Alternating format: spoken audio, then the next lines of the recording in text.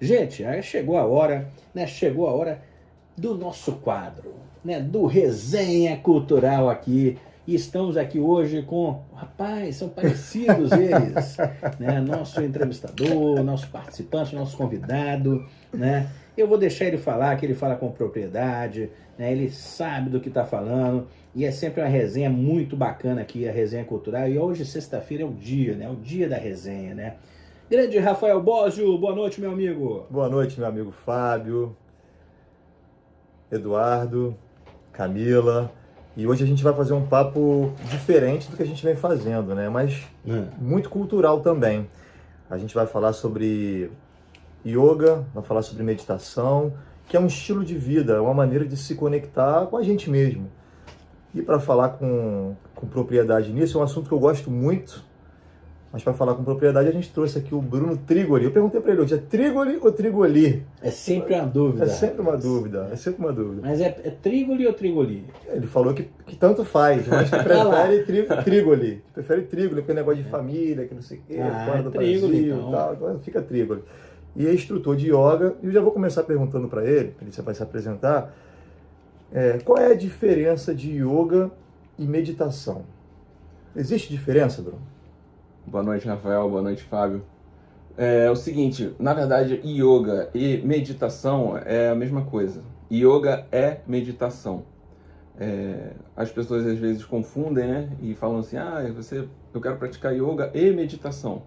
Mas os asanas... É redundante. É redundante. Porque os asanas que você vê na internet, que acha bonito, são as posturas físicas, né?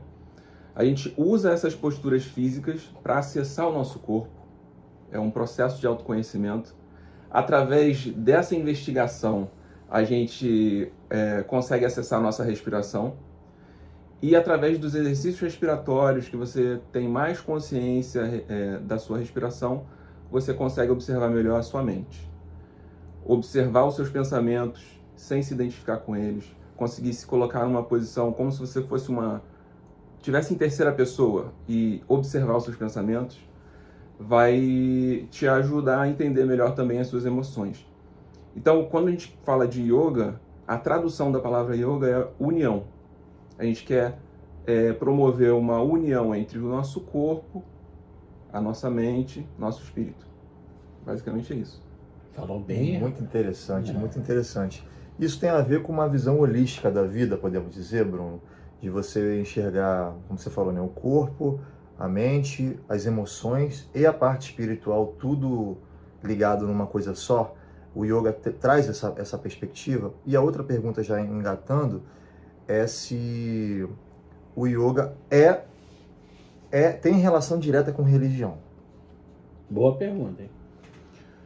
Exatamente. Essa visão holística é muito importante, porque às vezes você sente alguma sensação em determinada parte do seu corpo que, na verdade, a origem daquilo pode ser da sua mente. Então, essa autoinvestigação, esse processo de tentar se conhecer melhor, você é a pessoa que mais conhece o seu próprio corpo.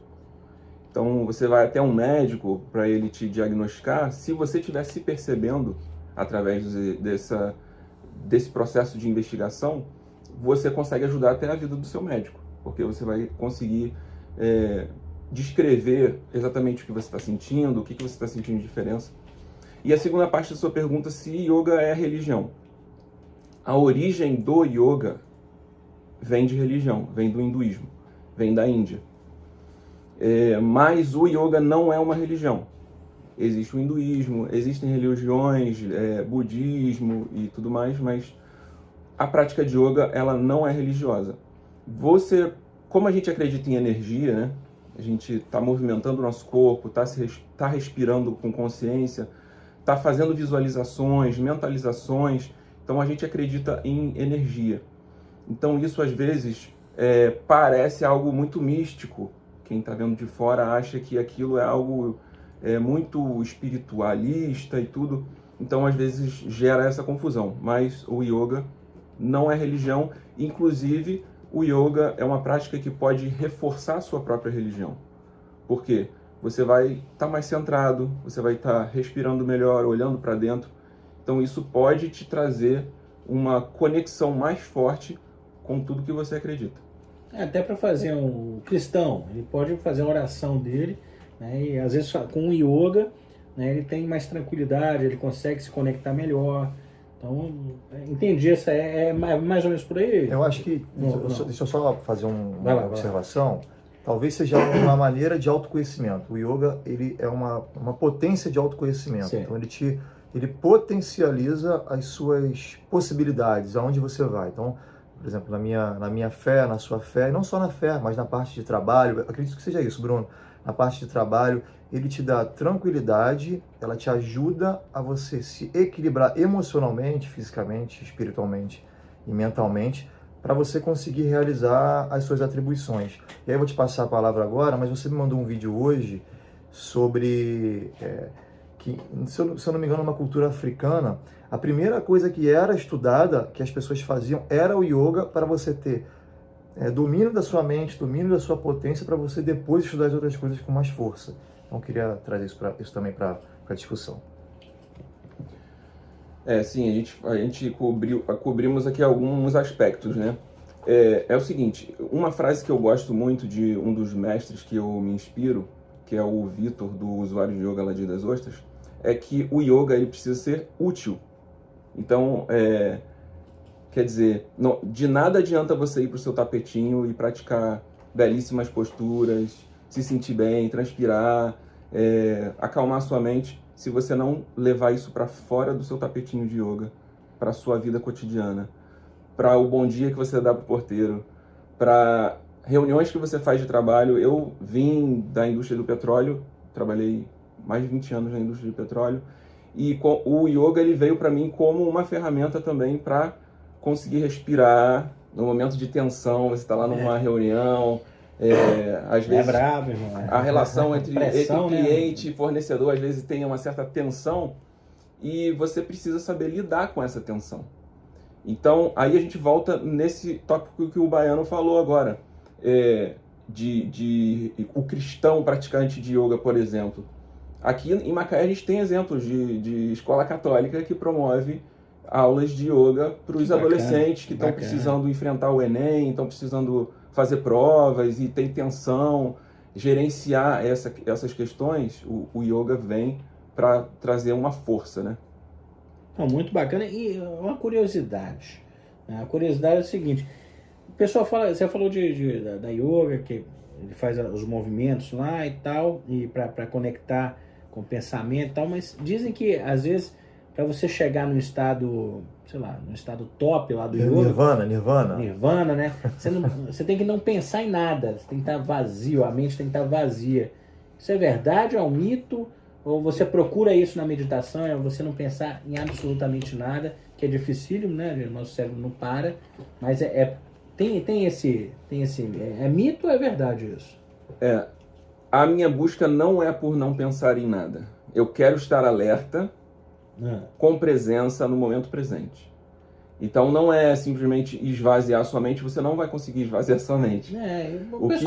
O que a gente tenta é acalmar, silenciar tudo que foi estímulo externo, silenciar o seu corpo, silenciar a sua mente e tentar observar o que está vindo da sua mente. O que está vindo dessas sensações do seu corpo. Entendi. Então, uma pergunta é bem complicada, assim. Eu entendo que seja para trabalhar a cabeça, né, a mente, tudo, o espírito, para entrar aí nessa comunhão. Mas eu queria entender da parte física, porque aquelas posições lá não são fáceis de serem feitas. Isso, de alguma forma, trabalha também o seu corpo físico, né? Então, você tem que ter uma estrutura, um treinamento, alguma coisa assim, para conseguir atingir isso. Então, assim, é um combo, cabeça e corpo, porque para o corpo atingir aquelas posições não é tão simples assim. É uma pergunta muito boa, porque existe esse pensamento de eu não sou flexível o suficiente para praticar yoga, ou eu não sou forte o suficiente para fazer aquela postura que eu vi o Bruno praticando ali, de cabeça para baixo e tudo mais. A gente está trabalhando o nosso corpo para fazer o nosso melhor no momento presente. Então, o que eu posso fazer hoje? Eu tenho força para fazer determinada invertida sobre as mãos? Não. Tudo bem, sempre vai ter uma opção a gente faz práticas onde a gente procura que essa prática seja inclusiva. Todo mundo que estiver ali, seja jovem, seja adolescente, seja uma pessoa mais velha, seja gordo, seja magro, todo mundo vai ter uma opção. Então, eu como instrutor, eu demonstro uma postura, eu meio que tento perceber como que está a minha audiência, né? E sempre passo algumas posturas. Vamos construir essa postura de determinada forma. E não existe... muitas pessoas ficam com medo de chegar no yoga porque, eu acho que eu vou fazer errado. Será que eu estou fazendo muito errado? Não existe errado se não estiver fazendo mal para o seu corpo. Então, às vezes, as pessoas estão construindo os asanas, né, as posturas físicas, de formas diferentes e tá tudo certo. Cada um tem a sua constituição física, né? Então, por exemplo, é muito comum aquela postura que você vê das pessoas com as pernas cruzadas, que é chamada de postura de lótus, e onde você traz o seu pé sobre a coxa, os dois pés sobre as coxas. Os indianos, eles já nasceram, desde criancinha eles fazem aquilo, então para eles é natural. Mas às vezes para mim isso não vai ser natural e tá tudo certo. Eu não tenho que me machucar para alcançar nada. Eu tenho que fazer o melhor que eu posso hoje. E aí, então, com não o passar do tempo, com o corpo, a única coisa que você precisa para praticar yoga é um corpo. O corpo que você tiver. Muito legal isso, é inclusivo, né? Eu tenho um recado aqui, ó, pra ele, ó. Boa noite, Trígula é meu mestre dos ares preferido. Grande abraço do Edinho. As técnicas dele funcionam muito. Legal aí, um ouvinte participando. Edinho, meu amigo, um abraço. Edinho é do meu clube lá. Eu sou multifacetado, né? Então eu participo de um clube de Fusca e o Edinho é do clube de Fusca. Não, é só do clube de Fusca, né? Ele também é músico, né? Sou músico, o Edinho também vai nos shows lá da minha banda Back in Blues. Inclusive amanhã a gente... top, hein? Vocês vão tocar onde amanhã? Amanhã a gente toca no motoclube Eu, Gata e Cão Fiel. Eu, Gata e Cão Fiel. A partir das 15 horas vão ter 3 bandas lá, a gente vai ser a última banda. Pô, legal. E olha, vale a pena, né? Eu sempre acompanho o Trígoli, né, no ócio, toca no cantinho. Você, Fábio, é onipresente. Todo lugar que eu vou, sempre você aparece, dá um tchau. Não sei como que o Fábio consegue. E vai embora, tá vendo? vai embora. Tô sempre na área aí, rapaz. Olha, muito bacana aí a questão do yoga, né? Eu acho bem interessante mesmo. E aí tirou algumas dúvidas, eu acho que a galera normalmente tem, né, do yoga, né? E desmistificar, né? Yoga é bacana demais, todo mundo pode fazer, né? Todo mundo pode fazer, né, Boss? Exatamente, é uma prática, uma cultura, né, oriental que tá muito viva aqui no nosso dia a dia. As pessoas ficam, vou fazer yoga. Yoga só para quem tá nervoso, é muito calmo, ou tem outros que falam para quem é muito nervoso, mas é para todos. O Bruno tá falando aqui que é para todos, né? E o Bruno falou... Deixa eu comentar sobre isso. Na verdade é o seguinte, se você já é calmo, você não precisa do yoga. O yoga é exatamente para quem tá nervoso.